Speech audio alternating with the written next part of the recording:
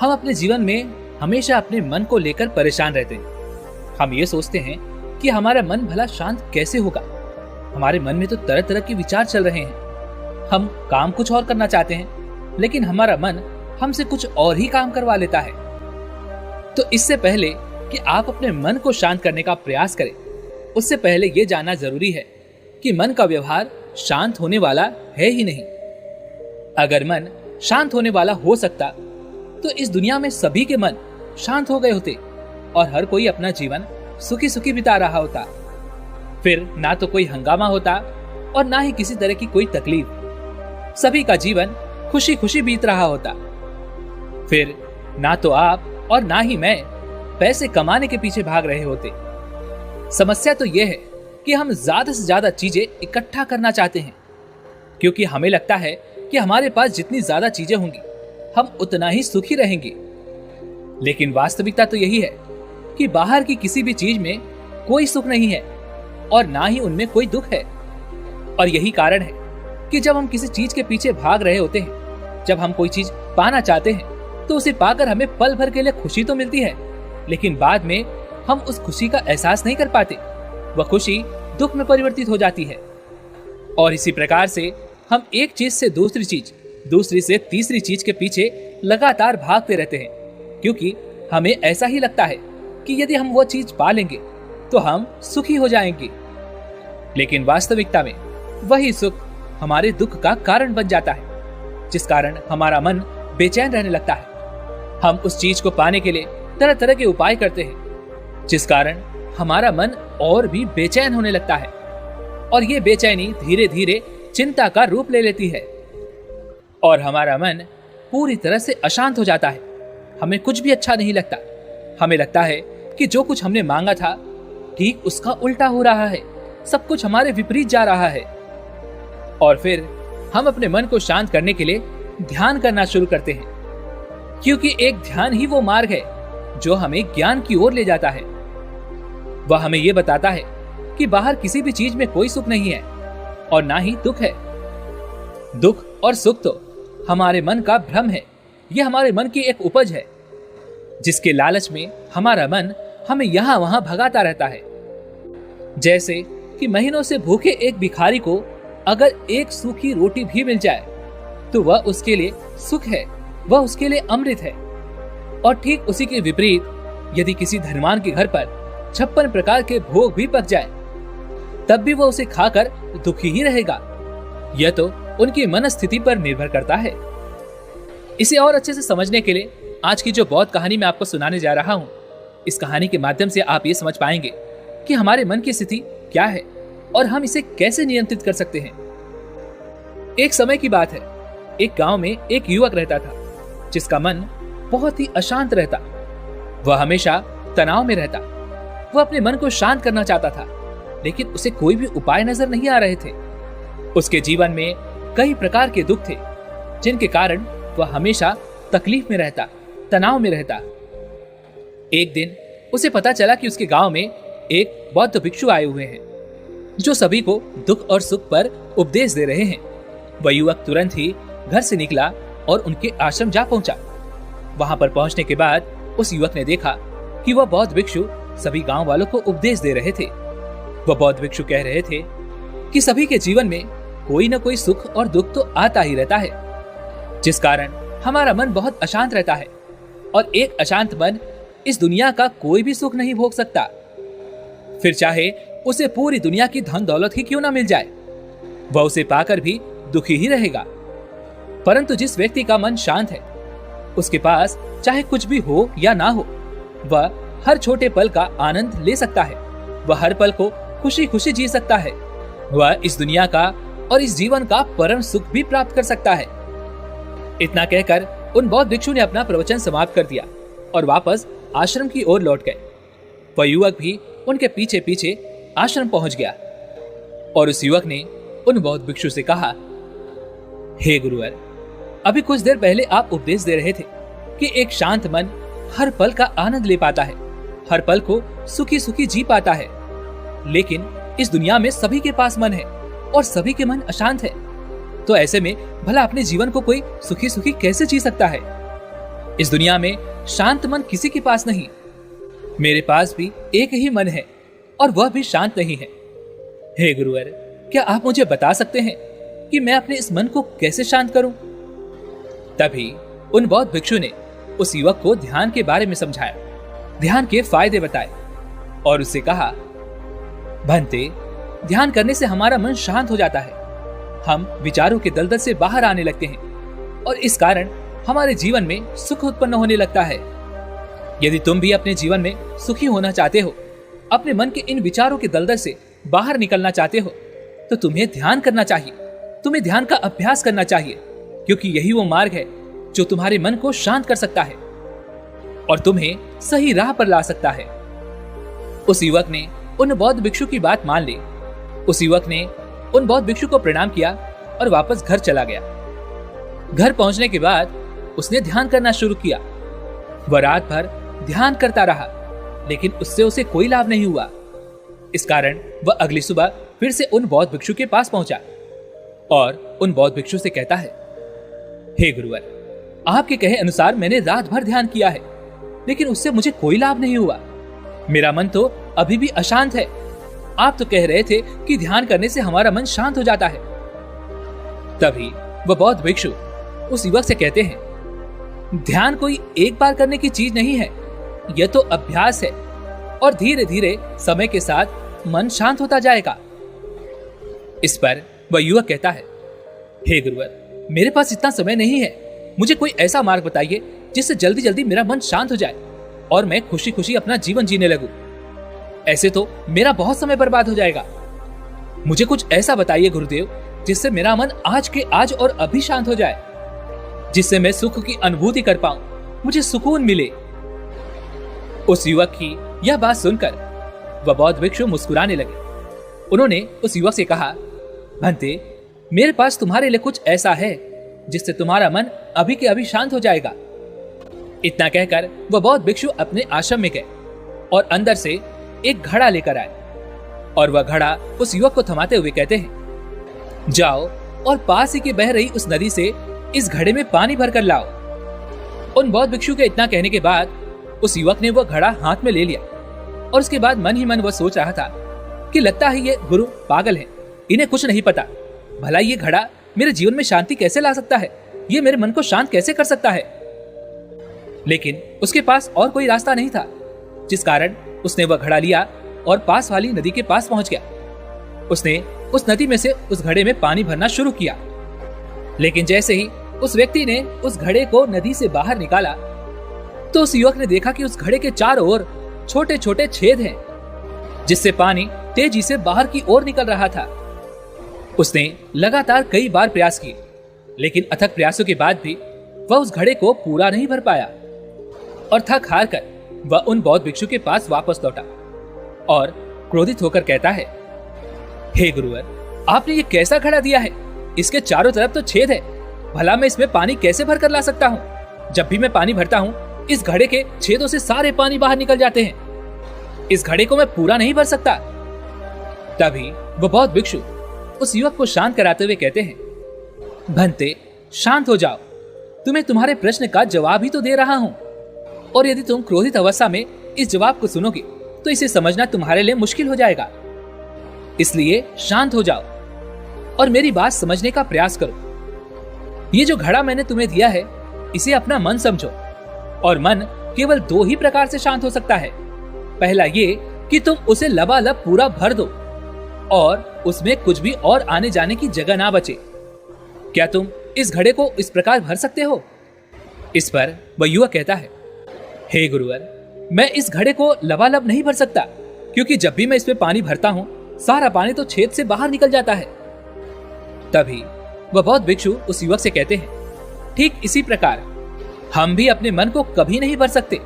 हम जितना इसमें डालते जाएंगे, वह सब कुछ हमारे शरीर के द्वारा बाहर आता रहेगा। फिर चाहे वो क्रोध हो, प्रेम हो, दया हो या फिर करुणा, ये सब कुछ हमारे शरीर के माध्यम से बाहर आता ही रहेगा। तभी वह युवक कहता है, हे गुरुवर, तो वो दूसरा मार्ग कौन सा है जिससे हम अपने मन को शांत कर सकते हैं? इस पर वह बौद्ध भिक्षु उस युवक से कहते हैं, दूसरा मार्ग यही है कि तुम अपने मन को पूरी तरह से खाली कर दो और उसमें कुछ भी ना रह जाए। तभी आगे वो बौद्ध भिक्षु उस युवक से प्रश्न करते हुए कहते हैं, क्या तुम इस घड़े को खाली कर सकते हो? इस पर वह युवक कहता है, हे गुरुवर, यह घड़ा तो अपने आप ही खाली हो जाएगा, मुझे इसे खाली करने की क्या जरूरत है?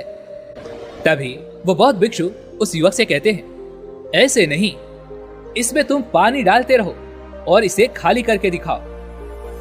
तभी वो युवक कहता है, हे गुरुवर, ये कैसी बात हुई? अगर मैं इसमें पानी डालता रहूंगा तो ये खाली कैसे होगा? ना तो ये खाली होगा और ना ही भरेगा। इस तरह से तो मेरा पूरा जीवन लग जाएगा, लेकिन ना मैं इसे खाली कर पाऊंगा और ना ही ये भरेगा। इस पर वो बौद्ध भिक्षु कहते हैं, तुमने तो राज की बात खुद ही बता दी। युवक बड़े अचरजता से कहता है, कौन सी राज की बात? तभी वो बौद्ध भिक्षु कहते हैं, भंते, हम जीवन भर अपने मन में बाहर का कूड़ा करकट डालते रहते हैं और वह सब हमारे शरीर से बाहर आता रहता है। ना तो हमारा मन कभी भर पाता है और ना ही कभी खाली हो पाता है, और हम जीवन भर इसी प्रक्रिया को दोहराते रहते हैं, जिस कारण हमारा पूरा जीवन निकल जाता है। ना तो हम अपने मन को कभी भर पाते हैं और ना ही हम इसे कभी खाली कर पाते हैं।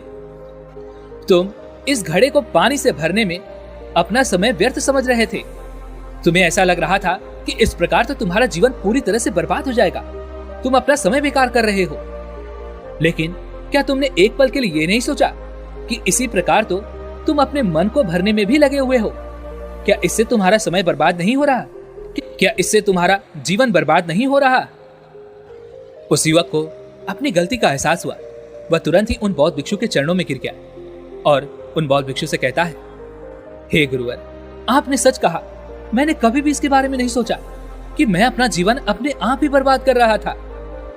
हे गुरुवर, मैं तो इस बात से अनजान था, लेकिन आज आपने मेरी आंखें खोल दी। आप ही मुझे बताइए कि मैं अपने मन को खाली कैसे कर सकता हूं? तभी वो बौद्ध भिक्षु कहते हैं, भंते, ये तो बहुत ही सरल है। बाहर का कूड़ा करकट अपने भीतर मत जाने दो। इस प्रकार तुम्हारा मन अपने आप ही खाली हो जाएगा। युवक कुछ देर सोच विचार करने के बाद उन बौद्ध भिक्षु से कहता है, हे गुरुदेव, ये कैसे संभव है? जो भी हम देखते हैं, सुनते हैं, वो हमारे मन में ही तो जाता है, वो हमारे भीतर की ओर ही तो जाता है। फिर मैं उसे कैसे रोक सकता हूं?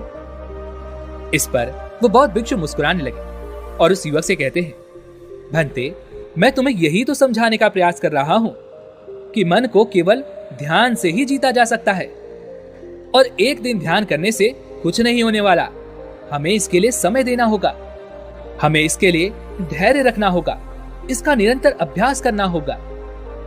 आगे वह बौद्ध भिक्षु उस युवक से कहते हैं, भंते, क्या तुम्हें प्यास लगी है? युवक कहता है, हाँ गुरुदेव, मुझे बहुत जोरों की प्यास लगी है। इस पर उन बौद्ध भिक्षु ने उस युवक को पानी पिलाया और कहा, ये लो, ये पानी पी लो, इससे तुम्हारी प्यास बुझ जाएगी। लेकिन मुझे एक बात बताओ, क्या आज पानी पी लेने से फिर तुम्हें कभी प्यास नहीं लगेगी? तुम कभी फिर मुझसे पानी तो नहीं मांगोगे? इस पर वह युवक कहता है, हे गुरुवर, आप ये कैसी बातें कर रहे हैं? पानी तो हमारे जीवन का एक हिस्सा है, इसके बिना तो हम मर जाएंगे। और आप कह रहे हैं कि मैं आज पानी पी लूं और उसके बाद मैं कभी पानी ना पीऊं। ये भला कैसे संभव है? प्यास तो हमें रोज लगती है और हम रोज पानी पीते हैं, इसके बिना तो हम मर जाएंगे। तभी वह बौद्ध भिक्षु मुस्कुराते हुए उस युवक से कहते हैं, ठीक इसी प्रकार एक दिन के ध्यान से हमारा मन तृप्त नहीं हो सकता। उसे भी रोज भूख लगती है और उसे रोज का रोज हमें आहार भी देना पड़ता है।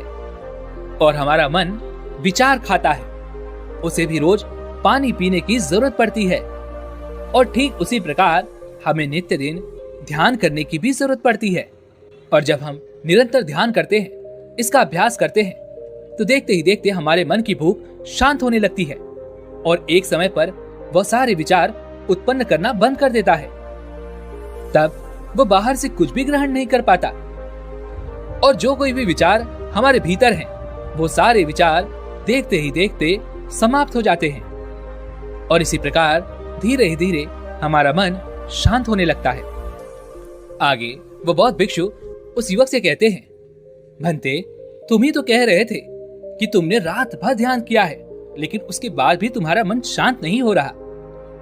भंते, तुम चाहो तो एक दिन के लिए ध्यान कर सकते हो, चाहो तो पूरा दिन भर तुम ध्यान करो, लेकिन इसका लाभ भी तुम्हें उतना ही मिलेगा। अर्थात कि मान लो तुम एक दिन के लिए ध्यान करते हो, तो इससे तुम्हारे मन को भी शांति केवल कुछ समय के लिए ही मिलेगी। यह हो सकता है कि वह 1 घंटे के लिए शांत रहे या फिर केवल कुछ क्षणों के लिए, लेकिन वह शांत अवश्य होगा।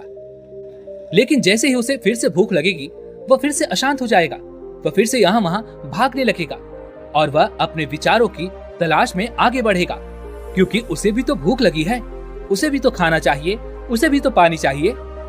जैसे कि जब तुम्हें भूख लगती है, तुम अशांत हो जाते हो, क्योंकि तुम्हें भोजन चाहिए, पानी चाहिए, ताकि तुम अपने पेट की इस भूख को मिटा सको और तुम्हें शांति मिले। इस पर वह युवक कहता है, हे गुरुवर, आप सत्य कहते हैं, मैं ही गलत था, मेरी ही गलती है। हे गुरुवर, मैं अपने मन को अवश्य शांत करके रहूंगा, फिर चाहे इसके लिए मुझे कितना भी समय क्यों न लग जाए, मैं भी उस सुख को प्राप्त करके ही रहूंगा। अब से मैं अपना समय यूं ही व्यर्थ नहीं गंवाऊंगा। मैं इस खाली घड़े में पानी भर के अपने जीवन को बर्बाद नहीं करना चाहता। मैं अपने मन को शांत करके ही रहूंगा। मैं अपने मन को पूरी तरह से खाली कर दूंगा। इतना कहकर उस युवक ने उन बौद्ध भिक्षु को प्रणाम किया और वापस अपने घर की ओर लौट गया। दोस्तों, हम लोगों के जीवन में भी कई प्रकार की समस्याएं हैं और हम उन समस्याओं का समाधान करना चाहते हैं, और अंत में हमें जो मार्ग मिलता है वह है ध्यान। हम ध्यान तो करना चाहते हैं, लेकिन हम उसके परिणाम को तुरंत पाना चाहते हैं। जब हम शुरू में ध्यान करते हैं तो हमें उसका कुछ भी लाभ नहीं मिलता और हमें लगता है कि यह व्यर्थ है, इससे हमें कोई भी फायदा नहीं होने वाला, क्योंकि हमें तो सब कुछ जल्दी जल्दी चाहिए। लेकिन वास्तविकता तो यही है कि ध्यान सब्र और समय मांगता है और साथ ही उसे शांति भी चाहिए। परंतु हम तो इतने अशांत हैं कि हमारे भीतर ये तीनों चीजें नहीं हैं। इसलिए अपने भीतर धैर्य पैदा करें। जब आपके भीतर धैर्य पैदा होगा, तभी आप सब्र, समय और शांति के महत्व को समझ पाएंगे, और फिर आपका समय चाहे कैसा भी क्यों न चल रहा हो, आप हर समय खुश रहना सीख जाएंगे। अगर आपका मन अशांत है, तो यह किसी और के हाथों में नहीं है कि वह आपके मन को शांत कर सके। यह तो आपके हाथों में है कि आप अपने मन को किस प्रकार और कितनी देर तक के लिए शांत कर सकते हैं। दोस्तों, आप ही में से कई लोगों ने मुझसे ये प्रश्न भी किया था। रात को सोने से पहले जब हम कोई लक्ष्य निर्धारित करते हैं और सुबह जब उस पर काम करने का वक्त आता है, तो हम उस पर कार्य नहीं करना चाहते, बल्कि हमारा मन ये कहता है कि इस कार्य को हम कल करेंगे, और इसी प्रकार हम उसे टालते चले जाते हैं। या फिर कुछ लोगों के साथ ऐसा भी होता होगा कि वे लोग जब रात्रि को लक्ष्य निर्धारित करते हैं, तो अगली सुबह पूरे जोश और उत्साह के साथ उसे करना शुरू कर देते हैं। 1 दिन, 2 दिन, 3 दिन, और उसके बाद उनका वो जोश और उत्साह पूरी तरह से खत्म हो जाता है, क्योंकि उन्हें उसके कोई परिणाम नजर नहीं आते। और फिर हम मायूस हो जाते हैं, निराश हो जाते हैं कि हमें तो उसकी तरफ कोई परिणाम मिल ही नहीं रहे, तो मैं इस कार्य को क्यों करूं? मैं अपना समय इस पर व्यर्थ क्यों करूं? इन दोनों प्रश्नों का एक ही उत्तर है, और वह यह है कि जो भी लक्ष्य आपने निर्धारित किया है, आप उस लक्ष्य के प्रति पूरी तरह से सचेत नहीं है, उस लक्ष्य के प्रति पूरी तरह से समर्पित नहीं है। आप पूरे दिल से नहीं चाहते कि वह लक्ष्य आप प्राप्त करें। यदि आप पूरे दिल से उस लक्ष्य को प्राप्त करना चाहते हैं, उसके प्रति समर्पित हैं, तो आज नहीं तो कल आपका मन अवश्य आपका साथ देगा और आप उस लक्ष्य को अवश्य पाकर ही रहेंगे। हो सकता है कि शुरुआत में आपका मन आपको यहाँ वहां भटकाए, जैसे कि अभी आपको भटका रहा है, लेकिन आप यदि उस पर नियंत्रण कर लेते हैं, तो वह मन आपका सारथी बन जाएगा और खुद ब खुद वो आपको आपके लक्ष्य की मार्ग पर आगे की ओर ले जाएगा, जिससे आप अपने लक्ष्य की ओर लगातार तेजी से आगे बढ़ते जाएंगे, और फिर जैसा भी आप चाहें, आपका मन वैसा ही करेगा। इसलिए जरूरी है अपने लक्ष्य के लिए अपने मन को साधना। मुझे उम्मीद है कि आपको आपके प्रश्न का उत्तर मिल चुका होगा। वैसे आपने आज की इस वीडियो से क्या सीखा, वो मुझे आप कमेंट में बता सकते हैं। इसी के साथ में उम्मीद है कि आपको आज की वीडियो पसंद आई होगी, तो लाइक और शेयर करने के साथ चैनल को सब्सक्राइब और घंटी बटन को जरूर दबा दीजिएगा। तो चलिए फिर मिलते हैं ऐसी एक और वीडियो में। तब तक के लिए अपना ख्याल रखें।